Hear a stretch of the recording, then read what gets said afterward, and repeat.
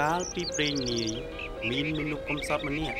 រស់នៅជាមួយប្រពន្ធដោយជីវភាពដុនដាបរកព្រឹកខ្វះល្ងាចរៀងរាល់ពេលបាយ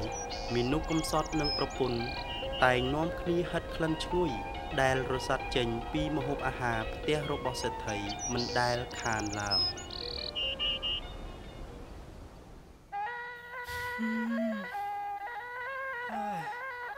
ក្លិនក្រមកដល់ម៉ែអើយអង្គុយចាំមួយថ្ងៃហើយបាយដល់ហើយ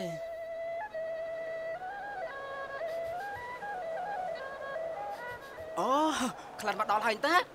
លឿនឡើងនាងអើយក្លិនណាមកដល់ហើយលឿនឈ្ងុយណាស់ចាអ្នកហើយថ្ងៃនេះយើងបានម្ហូបអីអ្នកអូចាំផ្លេតខ្ញុំស្រង់ក្លិនម្ដងទៀតមើលអូគឺមានត្រីអាំងស្វាយខ្ចីសម្លកកូរហើយនឹងអាមុកត្រីរ៉ស់ហើយនៅមានច្រើនទៀតនឹងអើយខ្ញុំមករាប់មិនអស់ទេអូយម្ហូបឆ្ងាញ់ណាស់អ្នកអើយហូបទៅណាខ្ញុំដួសឲ្យអូហោនេះនាងហូបសម្លកកូរចុះហើយទៅឲ្យខ្ញុំត្រីអាំងចាអរគុណអ្នកនៅពេលដែលខ្យល់បក់មកពីទិសខាងលិច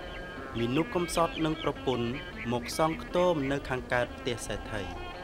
បើខ្យល់បក់មកពីទិសខាងកើតមនុស្សកំសត់និងប្រពន្ធមកសង់ខ្ទមនៅខាងលិចផ្ទះសេដ្ឋីបើខ្យល់បក់មកពីទិសខាងជើងមនុស្សកំសត់និងប្រពន្ធមកសង់ខ្ទមនៅខាងត្បូងផ្ទះសេដ្ឋីបើខ្យល់បក់មកពីទិសខាងត្បូង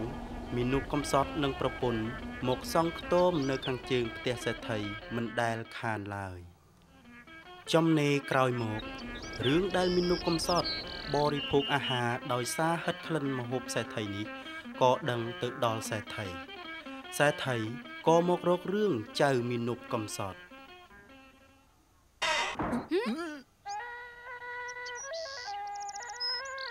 ណែចៅមនុស្សបានម្ហូបអីហូបបាយថ្ងៃហ្នឹងព្រះបាទលោកម្ចាស់គឺសម្លប្រហើរទំពាំងយើចៅមនុស្សថ្លាមធំហ៊ានលួចម្ហូបយើងស៊ីផងហ៎យើងត្រូវតែប្តឹងចៅឯងឲ្យសងប្រាក់ហើយទេលោកសេដ្ឋីកុំប្តឹងខ្ញុំអីគឺខ្ញុំមិនលួចម្ហូបលោកសេដ្ឋីទេគឺខ្ញុំគ្រាន់តែហិតក្លិនតាហិតនឹងហើយលួចចៅឯងត្រូវតែសងប្រាក់យើងបើមិនដូច្នេះទេយើងនឹងប្តឹងចៅឯងដាក់គុកហើយណាដោយគ្មានប្រាក់សងសេដ្ឋីក៏ប្តឹងចៅមនុស្សកំសត់ហើយចៅក្រមក៏កាត់ក្តីឲ្យសេដ្ឋីឈ្នះដោយខ្លាចអំណាចសេដ្ឋីរឿងនេះក៏បានជ្រាបដល់ព្រះមហាក្សត្រព្រះរាជាក៏បានត្រាស់ហៅចៅមនុស្សកំសត់និងសេដ្ឋីមកចូលគាល់ណែចៅមនុស្សកំសត់តើចៅពិតជាបានលួចហិតម្ហូបលោកសេដ្ឋីដោយដែលលោកសេដ្ឋីប្តឹងមែនទេក្រាបទូលព្រះអង្គពិតជាបានហិតមែនបើអញ្ចឹងចៅឯងមានប្រាក់សងគេទេគឺទូបង្គំគ្មានទេព្រះអង្គបើអញ្ចឹងយើងសងជំនួសចោះមិនចោះលោកសេដ្ឋីព្រមទេក្រាបទូលតាមតាព្រះរាជតម្រាស់ទេព្រះអង្គហើយទាំងអស់5កហបណៈតែពីមុនណាលោកសេដ្ឋីទាតែ3កហបណៈអន្តាឯងកុំចេះគឺយើងបោកទាំងថ្លៃធ្វើដំណើរមកប្តឹងនៅទីនេះទៅឡើងដល់5កហបណៈ5ក៏5ទៅចោះណែលោកអាមាត្យ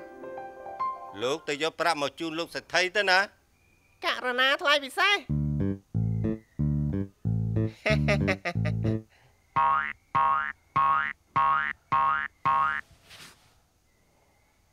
លោកសេដ្ឋីរាប់ផងក្រែងលោកខ្វះ1 2 3 4 5គ្រប់នៅលោកសេដ្ឋីគ្រប់ហើយព្រះអង្គ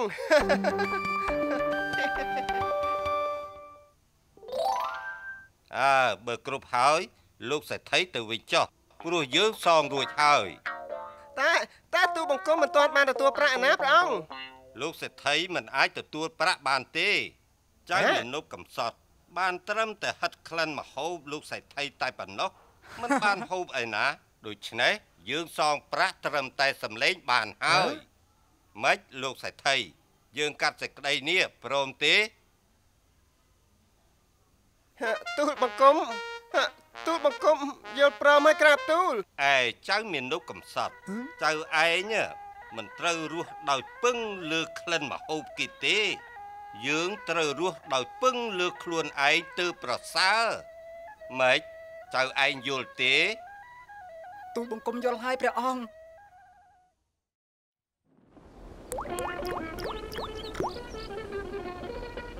ចាប់ពីថ្ងៃនោះមកបុរសកំសត់និងប្រពន្ធក៏ប្រឹងប្រែងធ្វើការរស់នៅដោយខ្លួនឯងឈប់ពឹងលើក្លិនឈ្ងុយម្ហូបសេដ្ឋីទៀត